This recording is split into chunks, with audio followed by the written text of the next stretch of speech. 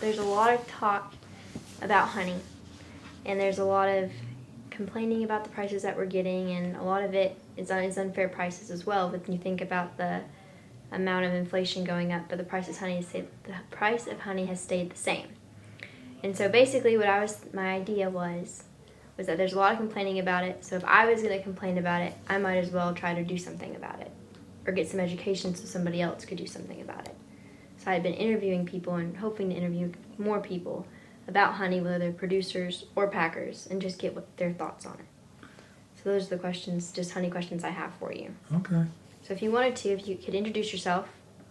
Bob Binnie, Blue Ridge Honey Company, Lakemont, Georgia, producer packer. Yep. And then if you could just explain a little bit on your packer side what you guys do, and then also on your honey producing side as well.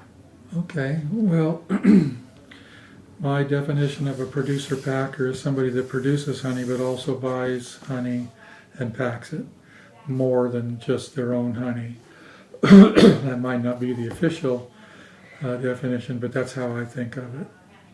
So last year we might have made 100,000 pounds of honey, but we packed probably 1.5 million, so we buy quite a bit more than we produce. And I buy honey from around the country. I do not import honey. That's not because I think that all imported honey is bad. That's just not the route I go. I want to say that our honey is domestic and mean it. So I buy honey probably from about a dozen people, large honey producers. Last year we purchased honey in Florida, Georgia, North Carolina, South Carolina, New York State, Wisconsin, Michigan, South Dakota, North Dakota, California, and Montana. That's awesome. So do you do any testing when you're buying honey from these people? Well, it gets tested eventually because of the inspection program we go through, we're required to send our honey in to be tested for contaminants. And what they're mainly looking for, interestingly enough, is miticides. Mm-hmm. Of course, there can be other pesticides and things in honey. But interestingly enough, to get honey that's loaded with pesticides and chemicals in an assay test, it's got to be pretty bad, because most of those things migrate to the comb if given enough time. One of the ones that does not is amitraz, or one of the metabolites of amitraz is DMF, and that often shows up in our tests in a small amount. But things like coumaphos and fluvalinate that are proven to be in almost every wax sample in the country, it doesn't show up in the honey because it always moves to the wax and stays there. So if you have a highly contaminated honey sample, you're really doing something bad. Yeah. So when you're buying honey, you're not testing before you buy a product, probably because you know most of the beekeepers that you're buying from. Yeah, I know the people. I had one incident with one friend one time, and I could see that it was his honey that came back with not an intolerable amount of DMF in it, but enough to where it got my attention. I called him and asked him what he was doing and how he was applying his amitraz product, and told him that he had to do it differently or he wouldn't be able to buy his honey. And it's just simple. It was a friendly conversation. He didn't take offense. He knew he was probably could do better. He was applying an amitraz treatment just prior to putting his honey supers on, and that's not, you can't do that. Okay. No. You can with formic or oxalic, but you can't do that with things like amitraz. Yeah. So how did you get into packing honey? Well, one year, a long time ago, over 20 years ago, I'm going to take a guess, it was 23, 24 years ago, I had a bad honey year. And I often counsel people that are coming up in the industry, don't put all your eggs in one basket. Don't try to get all your income from one source. Diversify your income, in other words. And at that time, I really wasn't doing that. I was selling a few bees, a few nukes, but almost all of my income was coming entirely from my own honey production and sales. And I had a disaster year for honey production. So I didn't want to lose my honey customers, and what I didn't initially think of is that if I had a bad year in my area, so did everybody around me. And so all the mom and pop produce stands and gift shops and some of the small markets that depend on local honey, they weren't able to get any. And I had a friend in South Georgia that had a good year, and he invited me to come down and purchase some of his honey and bring it up to to the mountains and sell it. And that's exactly what I did. And I was honest, completely honest. I told people that this is honey produced by a friend that I know and trust. Mm-hmm. That's my generic line. It only took me 5 seconds to figure out that I didn't want to, have any deceit at all, to be openly honest. In fact, you can see the sign in our store that shows where all of those varieties of honey come from. And I was honest with everybody, said this is South Georgia honey from a friend I know and trust. That's my go-to line. And I don't think I lost hardly any sales at all because they didn't have anywhere else to get honey. Mm-hmm. And it worked. And I went down with my 3/4 ton pickup at that time and picked up 6 drums of honey. That's all I could carry. And a month later, I was out of honey. And the light bulb went off, of course. I said, you know what, I can do this. So from that point forward, we weren't only just producing our own products, but we were buying honey from others and, adding it to our line of products. Awesome. So when you look at the honey market and the honey industry, do you believe there's any problems with it? And if there are, what do you believe they are? Well, there are problems, but I look at it differently than most people. Excuse me. In my 44 years of being around this industry, I've seen probably half a dozen spikes, and then what goes up seems to have to come down, and vice versa. And way back in the 80s, the price was gone really low, and the government got involved and was, offering loans to beekeepers at a higher price, and then the beekeepers were allowed to default if they want. The government would absorb the honey and resell it at a low price or give it away. And that was messing with the industry. And the problem isn't what people think it is. The problem is that the packers and the beekeepers need to try to come together on a price. Like right now, the huge packers are paying extremely low prices because their warehouses are full. They don't need any more honey. And if they needed a lot of honey, then the prices would be driven up. For instance, year before last, in the southeast, we had a very bad crop of honey in Florida and South Georgia. The orange blossom was non-existent. And of course, that's usually the first honey out of the gate that's available. And a couple of the packers in Florida had to have southeastern honey to continue their business, even if it was an orange blossom. And they were offering prices of $3.50 a pound for gallberry or just generic wildflower southeastern honey. Well, that's crazy. That's a really high price for packers like me. And the year before, the prices had gone fairly high, and I was paying my guys, the people I was buying from, $2.85 a pound. And then that year, when the price went to $3.50, I just called them all and said, "You guys, I cannot do this. Mm-hmm. I can't do it because I can't even sell it for that after labor and freight and all of that. I have these prices set with some of these larger grocery store chains, and you can't just flip a switch and change that price overnight." And because I had paid them a high price in previous years when the price took a dip, went down to $2 or $2.25, and I was still paying them $2.65, $2.85, they reciprocated and they said, "Okay, we'll sell it to you for $2.85, even though the price had gone to $3.50.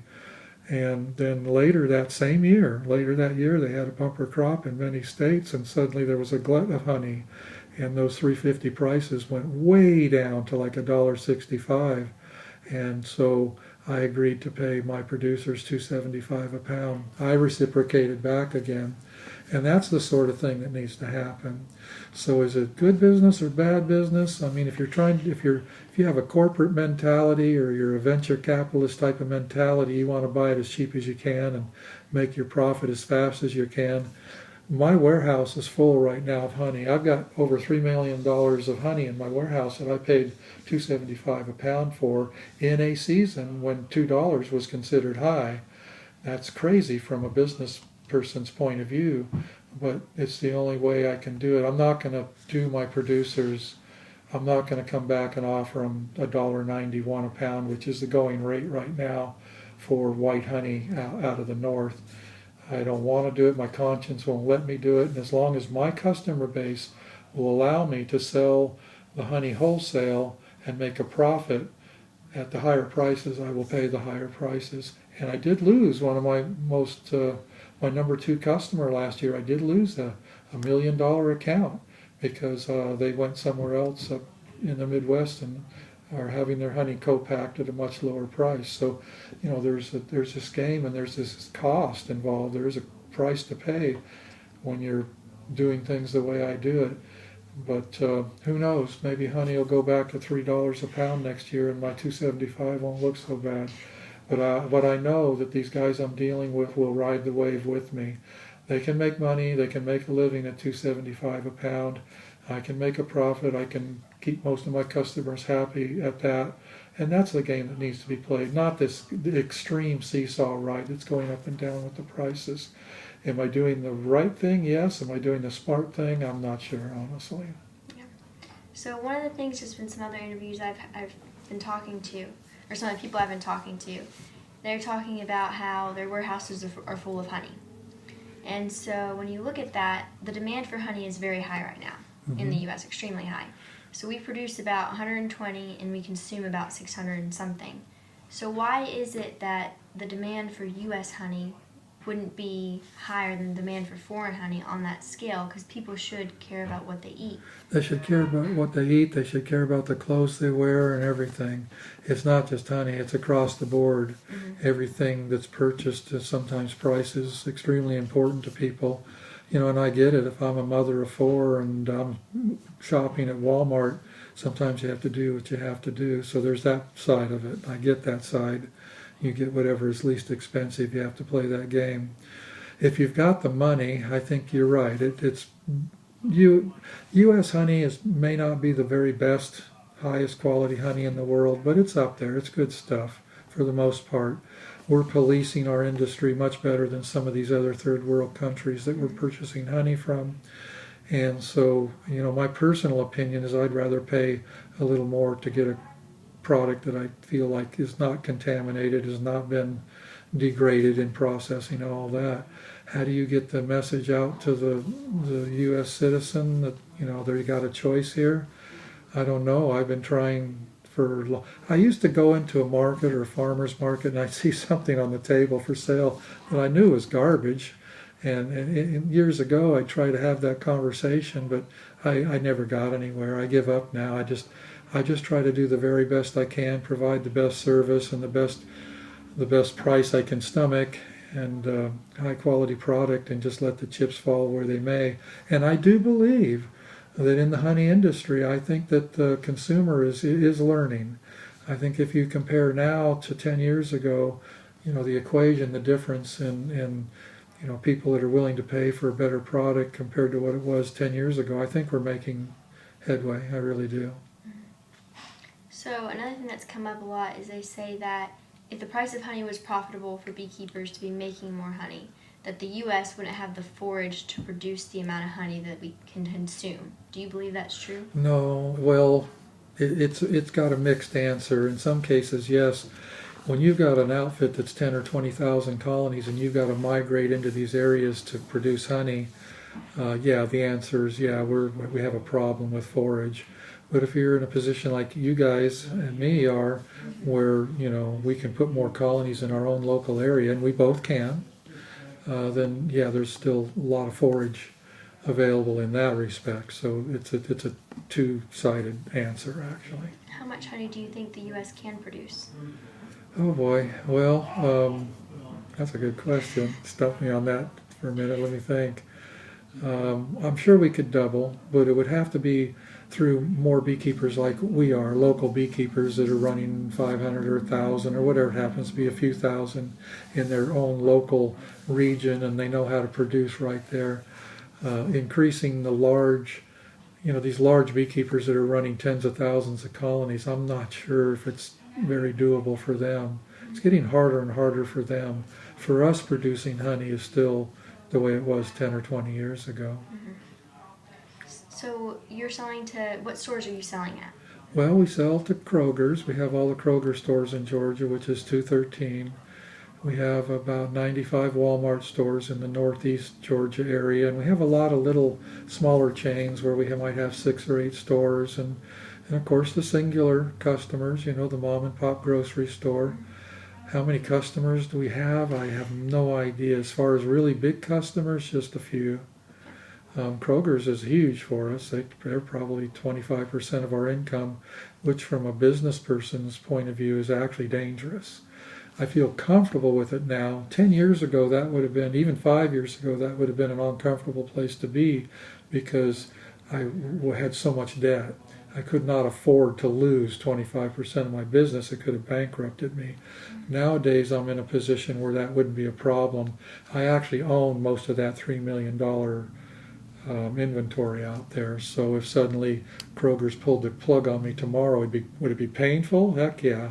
But would I go bankrupt? No, I wouldn't, because I don't have massive payments like I used to that have to be made. Most of what I own is almost paid for now, so I'm in a much better position than I was 5 or 10 years ago. Sorry that got off your question, but you had mentioned, I believe it was a video or something of that sort, that to sell more honey to Kroger, you would need a lab. Well, not to. Okay. Or maybe I'm saying that wrong. No, I understand what you're saying. It would be very helpful to have my own lab. I'd love to have my own lab so that every barrel of honey, as soon as it hit my warehouse, I could just sample it and test it. That's expensive when you send hundreds of samples out. Somebody like Barkman's Honey or Dutch Gold, the really big guys, they have their own labs and they can do that. So right now I'm stuck with paying the fee to send samples out, so I don't sample every single thing that comes in here. Some guys I literally just trust. I have to because I can't afford to do otherwise. So if I was really large, I think it would be cost effective to have my own lab.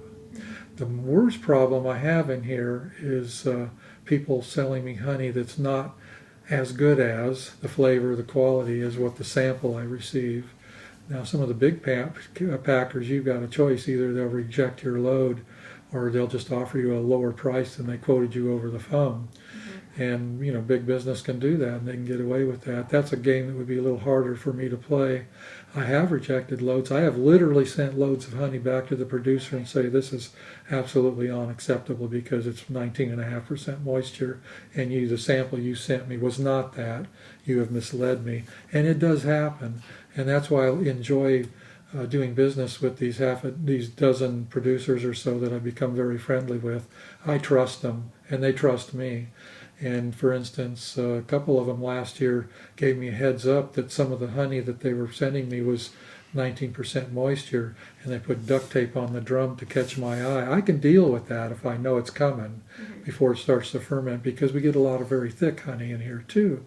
And when we blend these 32 drum blend loads at a time, we can put 1 or 2 thin drums in there and it just disappears. So I can do that. I just don't want to be deceived.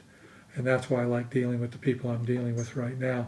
If I was going to get a lot larger, I'd have to have a lab, because I'd have to be doing so much testing, because I'd suddenly be buying honey from people I don't know very well.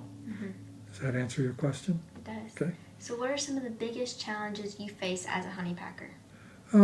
Bad honey coming in here that's minimal now, back to knowing most of these people real well. Surprises are no good.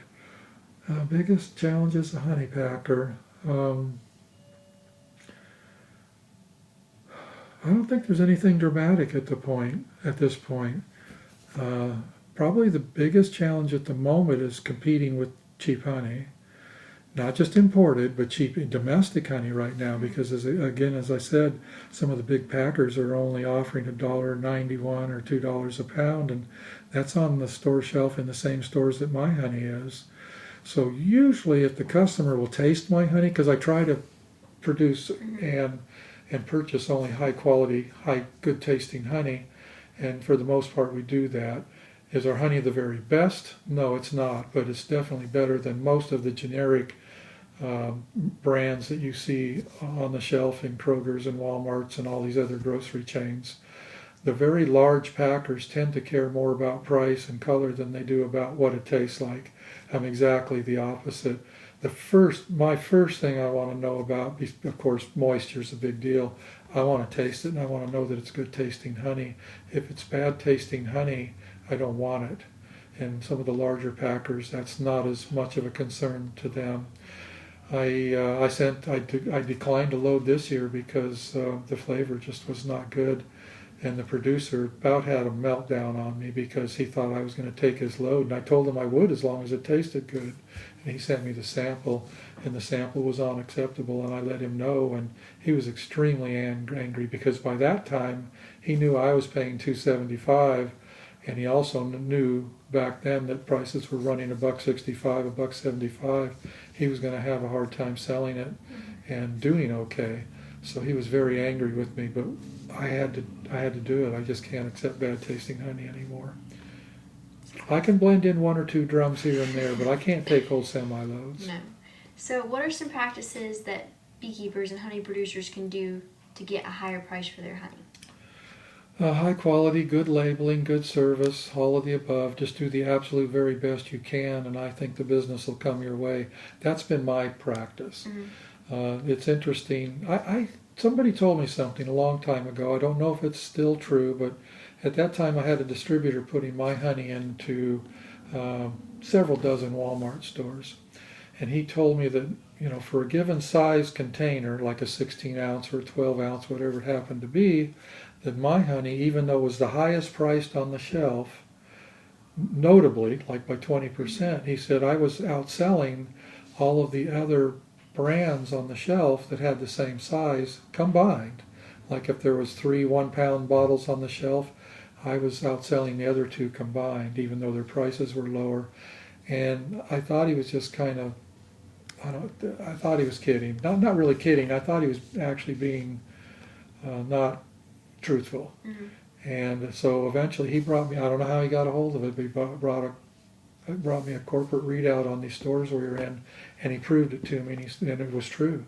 My honey was outselling the other brands combined, and the only thing I can attribute to that to is that once the people tasted our honey, they knew there was a huge difference, and they would start buying ours and leave the others alone.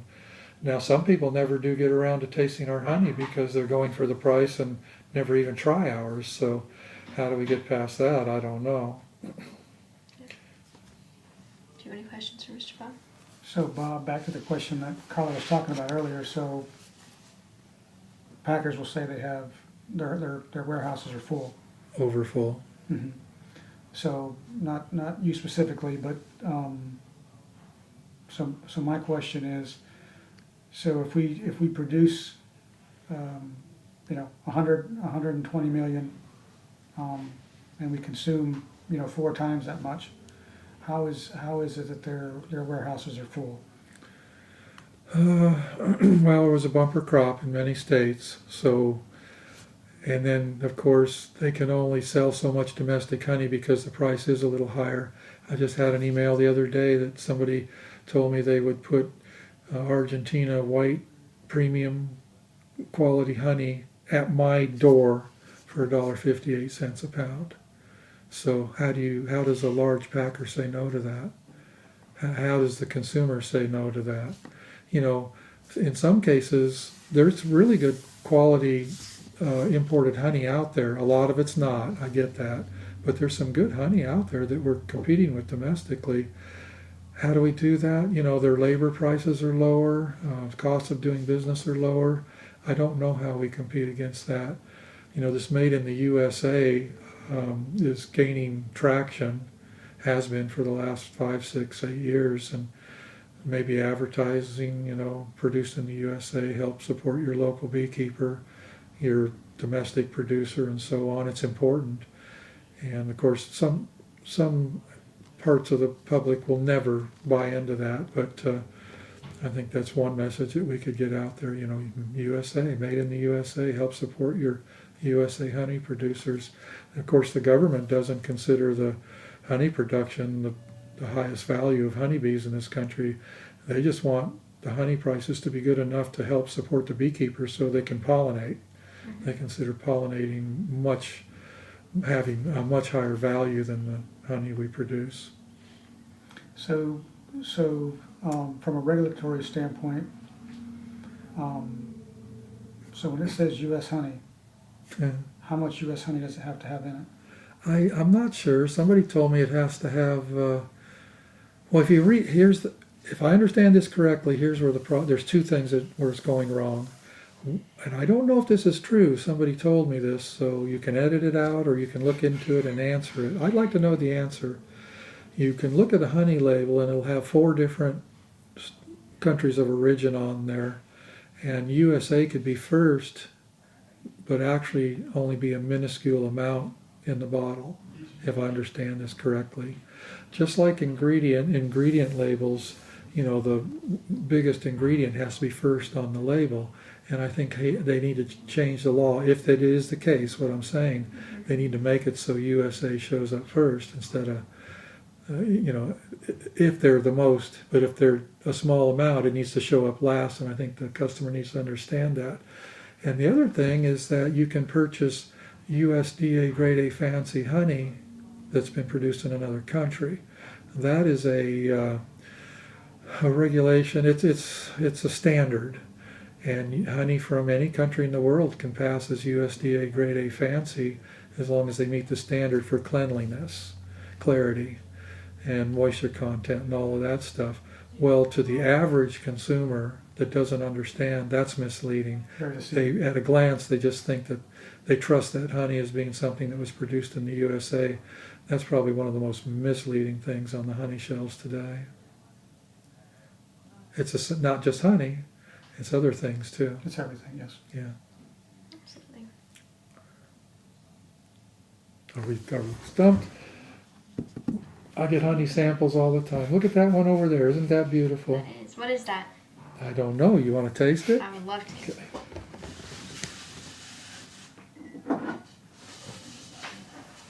This spoon is clean, so you can use it. I know what it tastes like. You can use the other end to taste it if you want. Very unique. Look how clean it is. That would pass for US Grade A Fancy. Now I have another problem with Grade A Fancy that has nothing to do with selling. That's interesting, isn't it? That's very nice. I have no idea what it is. It's not even, I got it at the expo. It's from a Middle Eastern country over there. I think it came from Lebanon. That's very nice. And that is this US Grade A Fancy. Of course, a lot of honey is being labeled as raw right now. Mm-hmm. But a lot of honey that's labeled as raw has nothing to do with raw. Mm-hmm. That's another problem. My definition of raw is honey that has not been heated to the point of killing the enzymes in the yeast and has not been finely microfiltered to the point of removing all the pollen and all the particles of beeswax and stuff. That jar is as clean as it gets. Oh, yeah. And that's great. US Grade A Fancy standard right there. It's thick. It's everything you need. But guess what? A lot of the goodness in that honey's been removed in my view. Mm-hmm. So I think raw honey is best, but you can also see jars that look just like that in the grocery store that are labeled as raw. They're just crystal clear. You can read a newspaper through them from 12 inches behind. That's sticky. We got it all over it. Yeah, that's fine. Yeah. You can just set it right there. I'll clean it up. Would you mind just walking us through your honey room? I'll be glad to, yeah. Maybe if we could take, you mentioned how you display honey that's not local honey. Yeah, we can look at And we that. can Sure. take a shot of that. So what I suggest is I'll go get Joe or somebody that knows how to handle that camera, and we'll walk and he can take pictures, and we'll put a microphone on you and a microphone on me, and you'll just have to stand close to her or me when you're speaking to I pick don't up have your much input questions. anyway. Okay, Thank you. let's do it.